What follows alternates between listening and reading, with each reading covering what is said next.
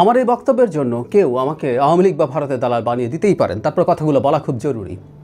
ধানমন্ডি 32 ভাঙাকে কেন্দ্র করে আজ আবার মারাত্মক একটা কেওস তৈরির পরিকল্পনা চলছে। একেবারে পরিকল্পিতভাবে এটা হয়েছে বলা যেতে পারে। শেখ হাসিনার মামলার রায় পড়া হচ্ছে। এই রায় কেমন হতে পারে আমরা মোটামুটি ধারণা করতে পারি, কারণ তার বিরুদ্ধে যথেষ্ট পরিমাণ অকাট্য প্রায় তথ্য প্রমাণ আছে। কিন্তু এই প্রেক্ষাপটে দাঁড়িয়ে একটা গ্রুপ বুলডোজার নিয়ে 32 নম্বরকে মাটির সাথে মিশিয়ে ওখানে খেলার মাঠ তৈরির আলাপ শুরু করেছিলেন।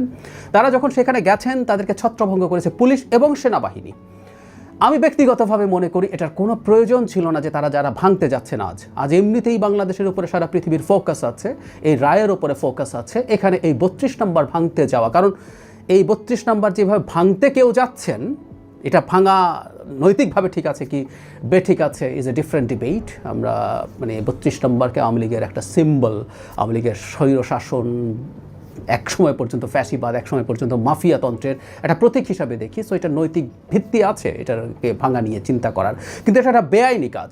এটা হলো সবচেয়ে জরুরি কথা। সুতরাং আইন শৃঙ্খলা রক্ষাকারী বাহিনী সেই বেআইনি কাজটা প্রোটেক্ট করারই কথা, তারা সেটা করতে গেছেন, করেছেনও।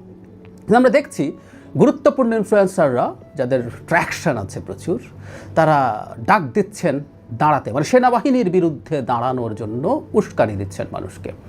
এটা এক ভয়ঙ্কর পরিস্থিতি তৈরির চেষ্টা বলে আমরা পড়তে চাই, আমরা এটাকে এভাবে ইন্টারপ্রেট করতে চাই। জনগণের কোনোভাবেই উচিত হবে না আজকের এই দিনটাকে বিতর্কিত করা। আজকে যদি এটা হয় যে জনগণের পর এখন আইন শৃঙ্খলা রক্ষাকারী বাহিনী, বিশেষ করে সেনাবাহিনীর বিরুদ্ধে দাঁড়িয়ে তাদের সাথে সংঘাতে জড়ান এবং সেখানে কোনো জানমালের ক্ষয়ক্ষতি হয়, সেটা আমাদের এই আজকের দিনটাকে কলঙ্কিত করবে এবং আজকের দিনটার ফোকাস নষ্ট করে ফেলবে শেখ হাসিনার বিচারকে। এবং দীর্ঘদিন থেকে আমরা খেয়াল করেছি জনগণকে সেনাবাহিনী এবং সেনা প্রধানের বিরুদ্ধে উস্কে দেওয়ার একটা প্রবণতা কন্টিনিউয়াসলি চলেছে। সেটা দফায় দফায় ব্যর্থ হওয়ার পরও তারা আশা ছাড়েননি যে কোনো ঠুনকো অজুহাতে তারা সেই প্রেক্ষাপটটা জারি রাখতে চান, তৈরি রাখতে চান এবং সেখানে জনগণকে রিয়্যাক্ট করাতে চান। আমরা এটুকু মনে করব 32 নম্বরে আজকে যাওয়াটা কোনোভাবেই ঠিক হয় নাই। সেনাবাহিনী এবং পুলিশ মিলে যা করেছেন সেটাই করার কথা। ইনফ্যাক্ট এটা তাদের আইন শৃঙ্খলা রক্ষার দায়িত্ব তাদের। এখন তাদের বিরুদ্ধে যে কোনো উস্কানির ফাঁদে যেন আমরা পা না দিই।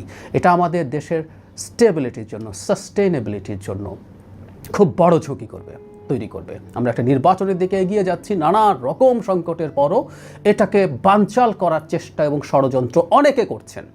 সুতরাং এই ফাঁদে পা দেওয়ার মাধ্যমে আমরা আসলে সেটা করবো। যারা শেখ হাসিনা বা আওয়ামী লীগের বিরুদ্ধে বিভৎস রকম প্রতিহিংসা, প্রতিশোধ পরায়ণতা দেখাচ্ছেন, তাদের অন্তরে অনেকের মধ্যেই আসলে এটা কাজ করছে।